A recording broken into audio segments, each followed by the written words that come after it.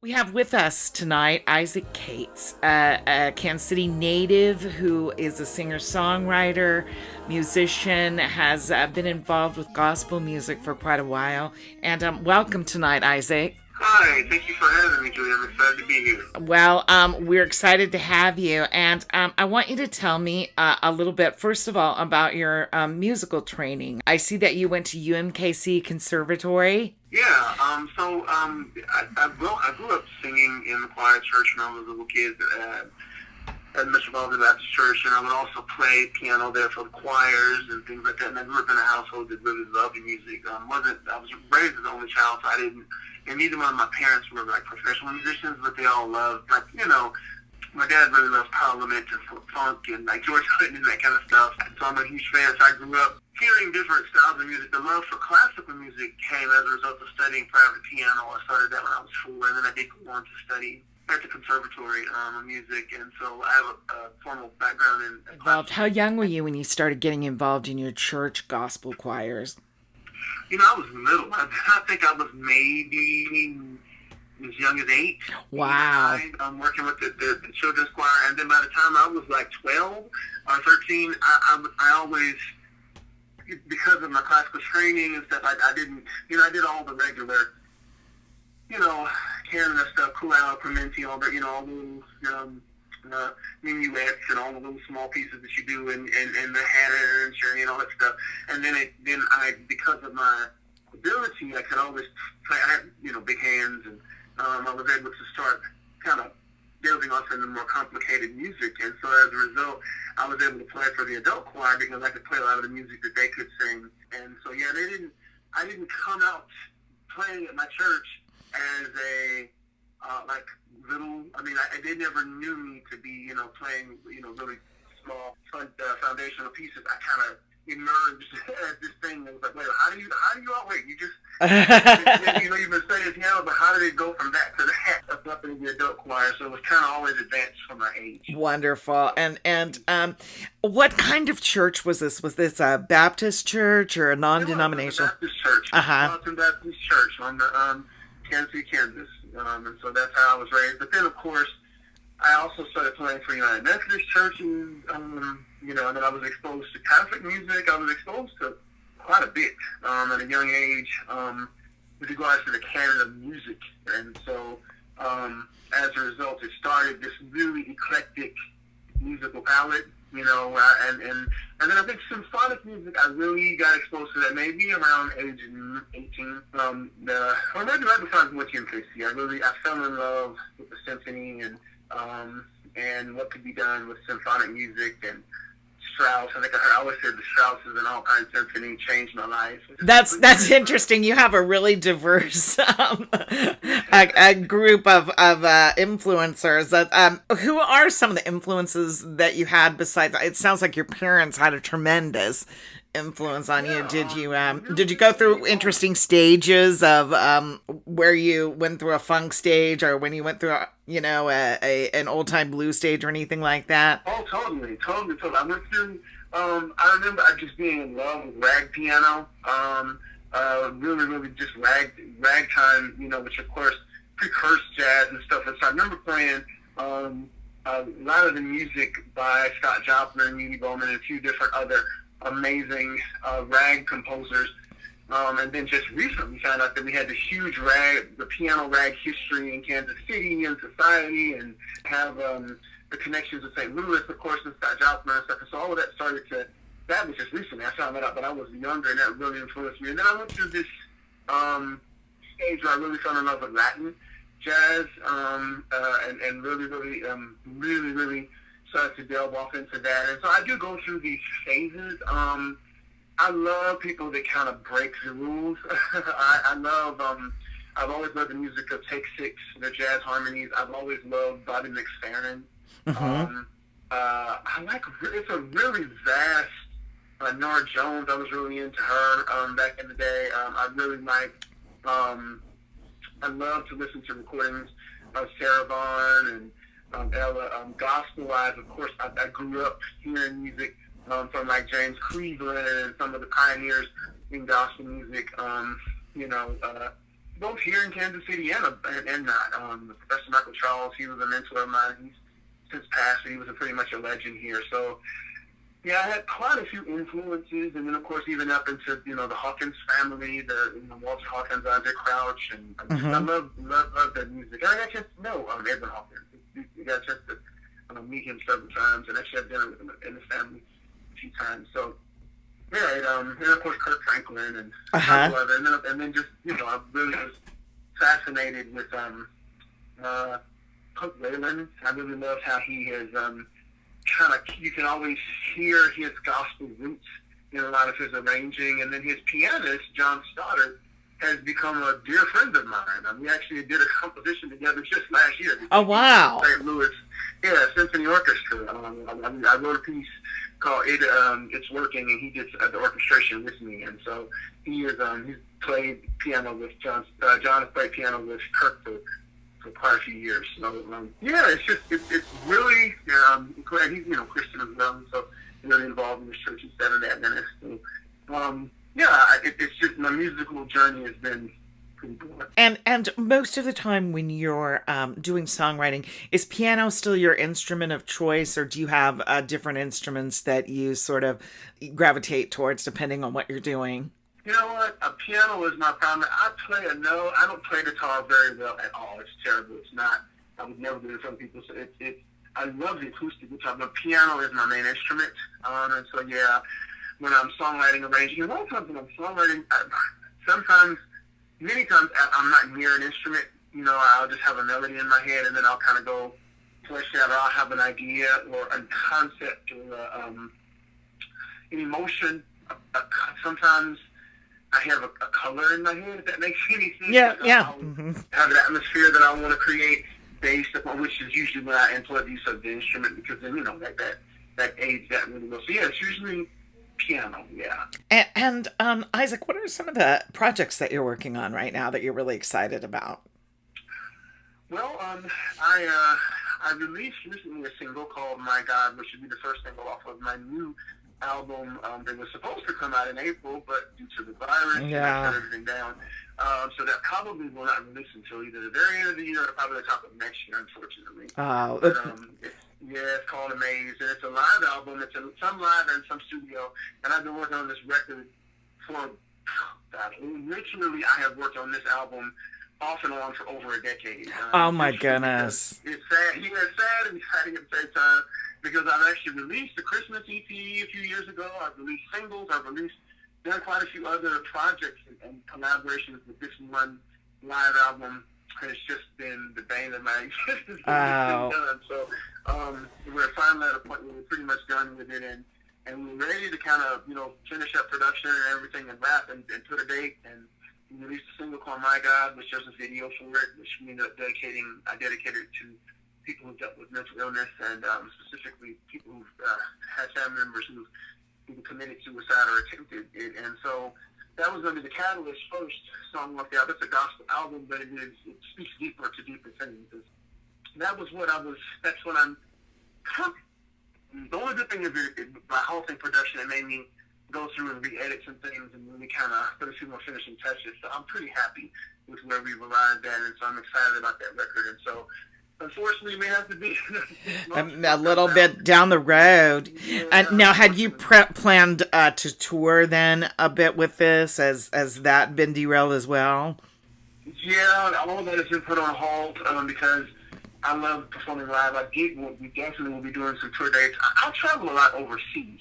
I always laugh and say I do more work in Europe than I ever could here in the United States. I just got back from Sweden earlier this year. I did a huge music festival there with close to 2,000 singers. Wow. Yeah, it's one of my original competitions. And actually, for the last 5 years, I've done a lot of that. I've been to Switzerland. I've been to, last year I went to, Brisbane, Australia. I went to Madrid, Spain. I went to the Canary Islands. I've been to Germany. I've been all over Italy. And so I guess the people, my supporters and the audience that listen to the music, I think fewer people know me here in the States than know me. That's really interesting. That and it's really, I I'm not surprised, and I am surprised. You don't just naturally think of like Northern Europe and gospel music, but on the other hand, I can see them being really excited about something that they just don't get that chance to listen to as much. They don't, and what's interesting is that in parts of Europe, it just depends on where you go, like Italy, there are literally hundreds of gospel choirs. I think it's that sort of thing where the thing that comes from their homeland, people tend to look over and look across something else. Over here, they consider the real music or the choral music.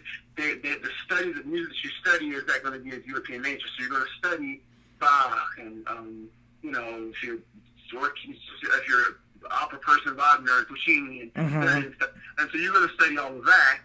Japan, it's just Liszt and Rachmaninoff and stuff, and then you'll study that. But then over there, they appreciate that, but there is a whole, I don't want to call it a subculture, I would call it just a whole other mindset that has nothing to do, they really is not interested in the classical approach. They're interested in what our Americanized style of music, which of course comes from the African-American diaspora. It comes from, all the popular music, most of it that we have today is a derivative of that. And so it's so fascinating that they look to us and we look to them, and it's really very interesting how that goes. So yeah, and it's interesting. I mean, God's blessed me to see my music go to places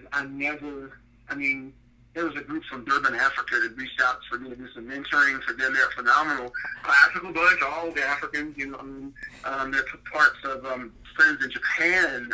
There's an amazing choir, a mass choir, over 200 singers from Argentina. Their director's name is Gerardo Flores, and they did one of my anthems that I wrote. So it's interesting because I kind of get, the gospel thing has been what stuck, but I'm also a composer, and I kind of do quite a few things and that are outside of just that one idiomatic kind of style. I don't have an elitist mindset about it. My group and I just performed for American Choral Directors Association. Oh, wow. Wow. Yeah. And that was here at the Kaufman Center. That was our first time performing there. And so we got to perform before thousands of choral music directors from all over the world. And I bet that sound was amazing. It was, and there are videos online of me. I did an arrangement for Mozart's Requiem. He had a famous Requiem, and that was the Lacrimosa. And I did a gospel sort of interpolation. I composed an original song called Take My Life that was based on the musical content from that. We were invited to come and be a part of the opening concert along with the amazing Allegro Choir, the Heartland Men's Chorus, and Concerti.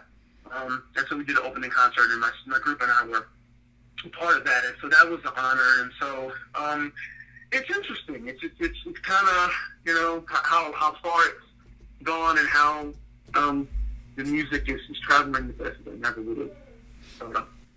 One thing I wanted to ask you about, you're telling me about all these overseas trips. That has got to be really gratifying that you have this type of music that you want more people to hear about. And it sounds like, unlike a lot of people, you are really getting the opportunity to spread the good news. I mean, you are getting to go to all these different places. And I was wondering, what do you like to tell people when you meet with them and collaborate with them in these different places? What do you want them to know about Kansas City music in particular? Well, that's a great question. Kansas City music, for us, for Kansas City, I always say that I'm an ambassador.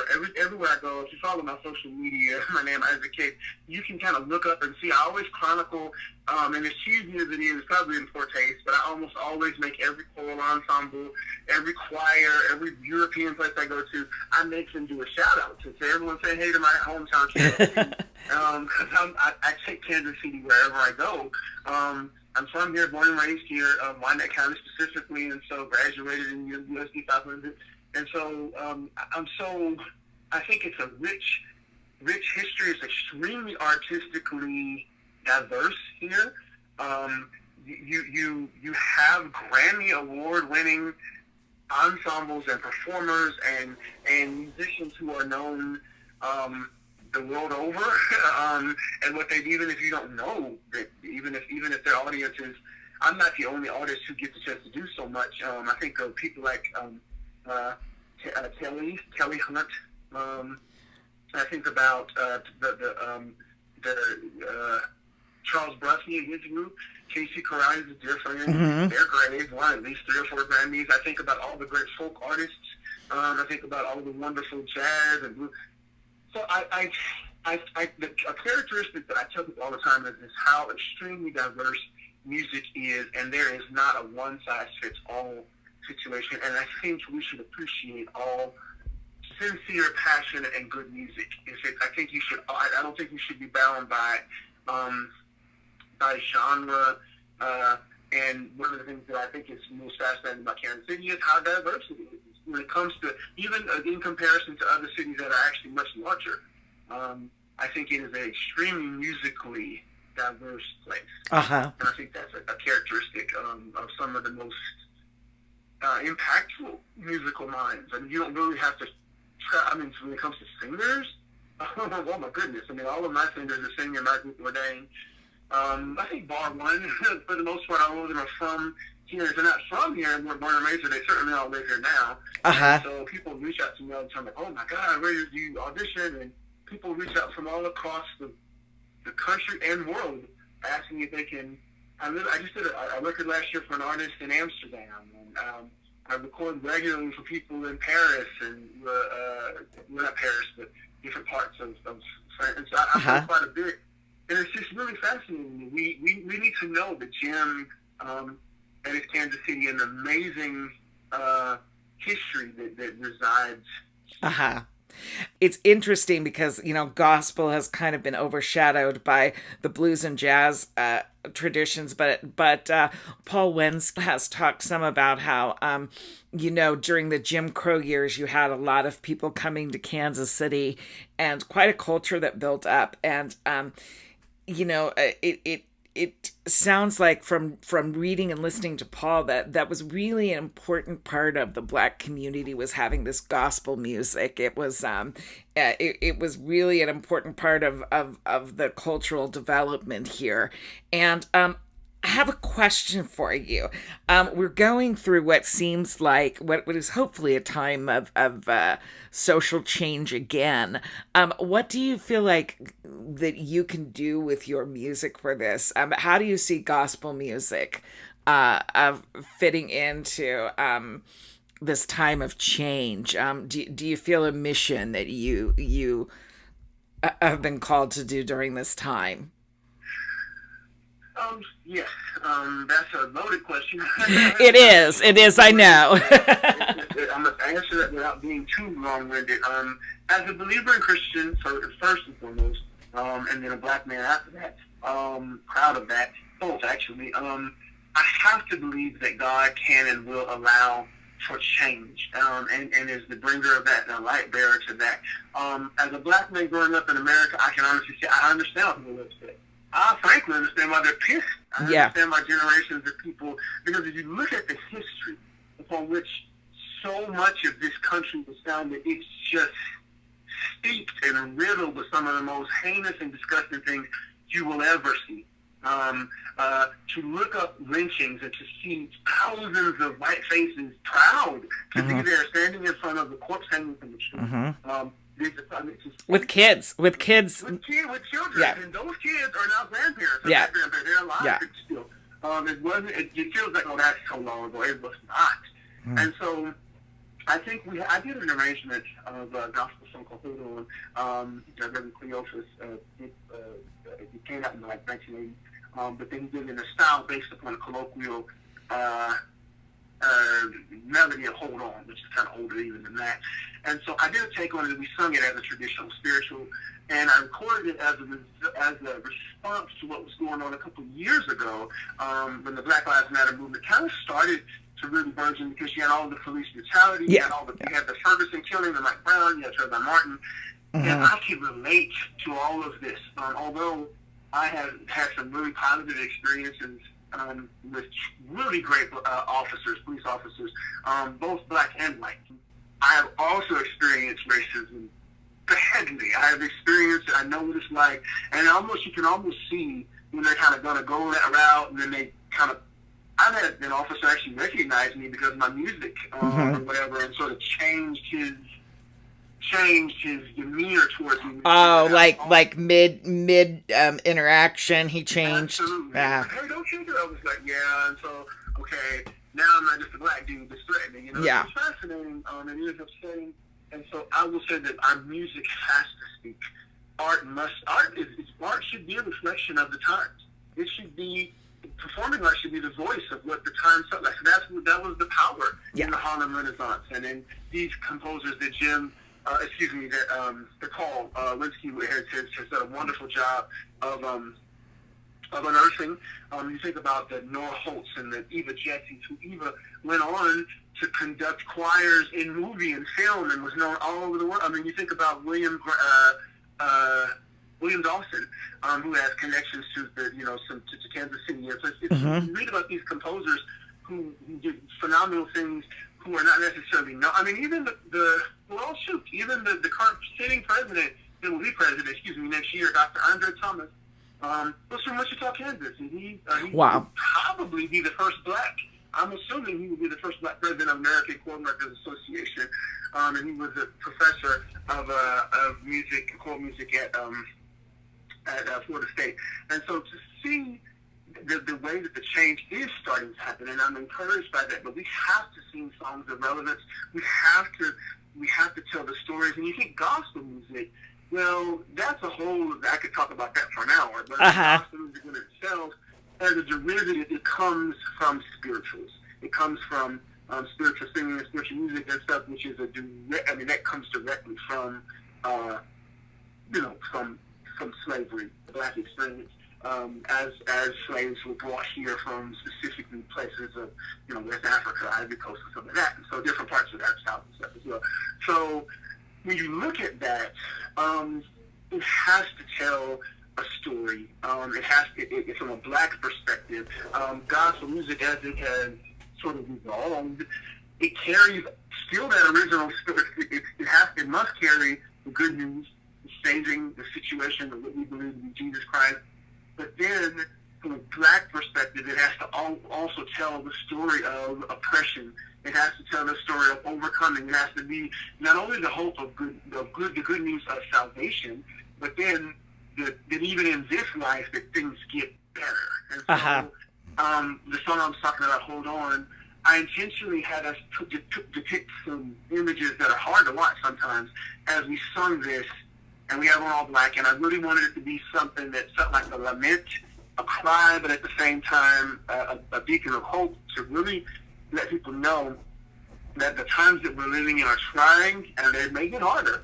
We're living in a pandemic. I mean, you couldn't make this up. Yeah. The stuff that we're dealing with right now. I think one of the great things about the coronavirus is that it is killing everybody.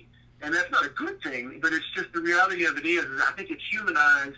Okay, it's killing white people, black people, people all over the world. I hear my friends in Italy. Like, no longer can we say that's just a black thing, even though it's killing us disproportionately for other reasons. The reality of it is it's killing everyone. Everyone knows someone, and it's a wonderful thing to remind us of our humanness. I think that's a good, and so I think that this situation with George Floyd, coming on the heels of that, it's just intense because there's a new generation. These kids don't even, the younger generation, and I'm not old, I'm 35, but I've taught now students who have graduated college and who are under me, and these are liberal-minded, thinking kids for their own. They do not go well with institutionalized mind. They don't like that. Yeah. They're just not.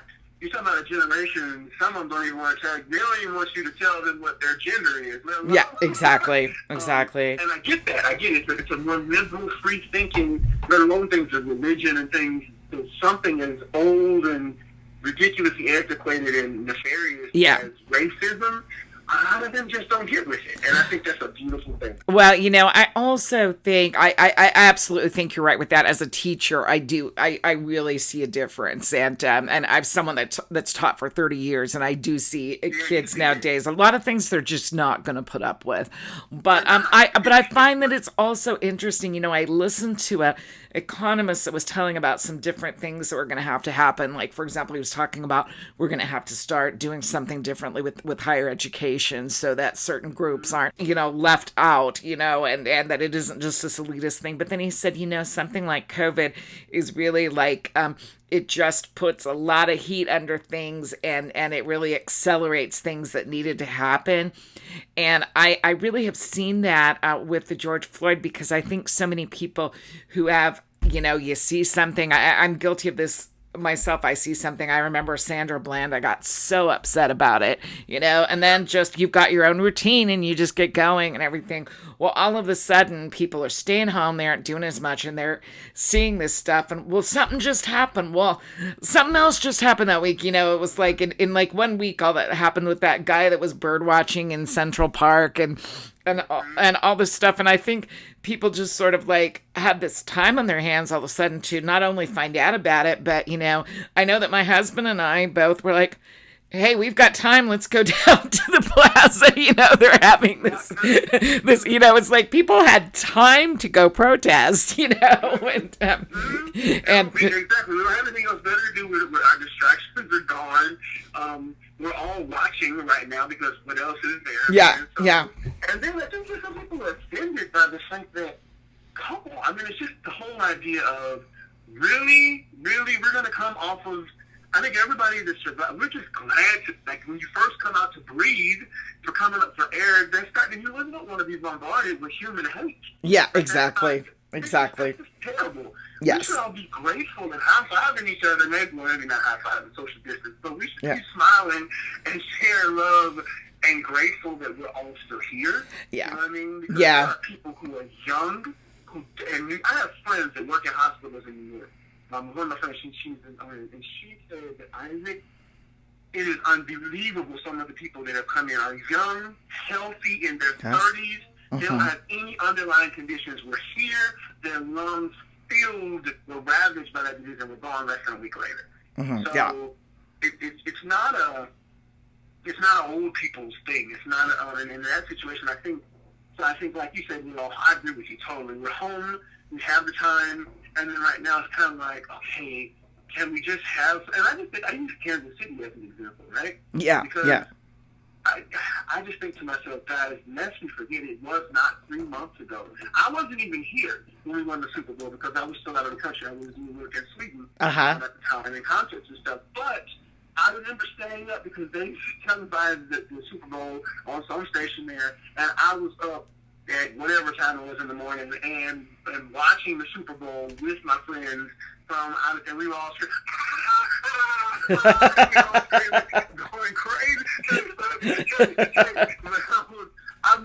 I think I even taught the tomahawk chop to some of the Swedish people. I was doing all the stuff I probably shouldn't have been doing, but whatever. I taught it to some of the singers over there. So yeah, we do this tomahawk chop over there. So I'm glad because I was really proud. And I think to myself, and even when the Royals won the World Series, and this is part of my conversation, and I always say, people choose when they want to be bad and divisive, and it's amazing how I was there for the parade, and I was there when we won the World Series.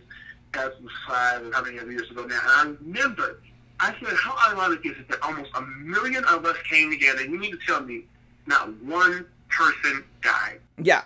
How can that even statistically, I mean, just some sort of probability of something terrible happening, I mean, just statistically, it just seems likely, right? I mean, just that many people. So you mean to tell me this many people can come together basically without, I think, arrested and a few kids got separated from their parents and stuff, but you mean to tell me there was no major felony or crime or nothing that was committed and that many people came together in one place? That means to tell me that and now that we did, I think, twice, because you won the Super Bowl. Yeah. That means people know how to behave when they Yeah. have to. Yeah. Well, Yeah. one last thing I wanted to ask you about. I remember I'm a lot older than you. I remember when I was in college, I went to see a film about gospel music called Say Amen Somebody. The I hope I get his name right. Is it Thomas Dorsey? Is that the name? Thomas Dorsey. Yeah, he was talking about. Yeah, he was talking about one of the songs that he had written. That's one of his most famous songs, "Precious Lord, Take My Hand." He was talking about it after losing. I believe he lost his wife and one of his children. Yeah, and I was wondering when I was listening to that, I was like, that's such an important part of gospel music is also this it's mournful and hopeful, at the same time. I was wondering, since you're a songwriter, during this very difficult time with COVID and with all these things going on, has it been inspirational as far as writing some new music? Yes, finally it has. And I'm gonna lie. At first, I was miserable. I was just the first month. It was just like, I think you really have to lament. Yes. I mean, I was supposed to have done a concert in Paris, in Geneva, Switzerland, and had to do some Melbourne. Just myself and thousands of other people. Like everybody's life, the tens, millions of other people. Like their lives, all of our lives changed. Teachers weren't able to see their students, Yeah. Which is a whole other emotional thing. Yes. Especially for graduating seniors. I mean, there's so many of us that were kind of robbed of things. So the very first month, I just had to mourn. I just had to mourn not necessarily sob or sit around and sulk, but I was uninspired. And it took about a month or so of me getting used to the new routine, teaching online, and all of these sort of things. And it was like, okay. And so I started to gradually hear some things, started to hear melodies and started to write down my thoughts. And not try to frame them or shape them, but just express. And it's been a wonderful outlet to help me get to the place now, because it was so uncomfortable. I mean, it was just like trying to walk around and run a marathon in a pair of shoes that are two sizes too small. It felt so uncomfortable. The new normal that we came to. But I came to realize that there's purpose in it. There's got to be something that we are to get on the other side of this. There has to be. And so you essentially should mention Thomas Dorsey. Yes, that's the Amen. Video was amazing. It's a part of the National Convention of Gospel Choirs and Choruses, of which I'm a member, by the way. Okay. I am a member of that. Yeah, that's his convention still going on today. They actually canceled it for the very first time this year. I think it had only ever been canceled once before. Wow. Like a World War or something. Yeah. And so, or something like that. One of the something happened. But basically, it was it's still going on today. NCGCC was called the Dorsey Convention. Now you can actually see a video of me. It's a song I wrote called Strong Tower. And actually won Song of the Year. They do this thing for the youth competition. And then I wrote a song, and it was during that convention. So I know all too well the stories of that and the work of Dr. Dorsey and Sally Martin and all of them. It's a wonderful organization. And that, of course, burst even further because James Cleveland, went on to, before he started the Gospel University of America, he came out of that convention. And so, to answer your question, yes, I have been writing. I have been inspired, and not like a lot, but just definitely putting my thoughts out there, because it's just, I definitely have been in a creative space, especially the last month. I really have, about finishing my album, about writing and some thoughts and what do I need? What do I want to express? How do I feel about this? And what is the reality based upon other things that I've been through? I'm a firm believer in that it rains on the just and the unjust. And the Bible talks about John 16:33. Jesus says, "I tell you these things, and you need, you may have peace. But in this world, you're going to have tribulation, trouble, issues." But he said, "But take heart, in which year I have overcome the world." And I do believe that to be true. You gotta have some good, bad with the good. You know what I mean? And so right now, the coolest thing is to think, hey, you know what? Next year or the remainder, there's got to be some great things on the way, right? Plus this. And I didn't realize how good 2019 was. I mean, I knew I had a good 2019. I got to do some just just amazing first time ever things. And I got a chance to go to Tenerife, to go to the Canary Islands to do a concert and workshop with one of the most beautiful people vacation there. Exactly. You know, Oh my goodness. How could I complain? To my good friends and to, you know, I got a chance to work in places that people pay they save up for a year to go vacation, and people brought me to pay me. But I was grateful, and I knew it was good. I didn't even realize how good it was until I got to this year. I'm grateful. I'm totally grateful. Isaac, thank you so much for talking with us this evening, and we hopefully will have a chance is sometime in the next 6 months to see you in the Kansas City area again. No telling with that. We're all kind of in limbo.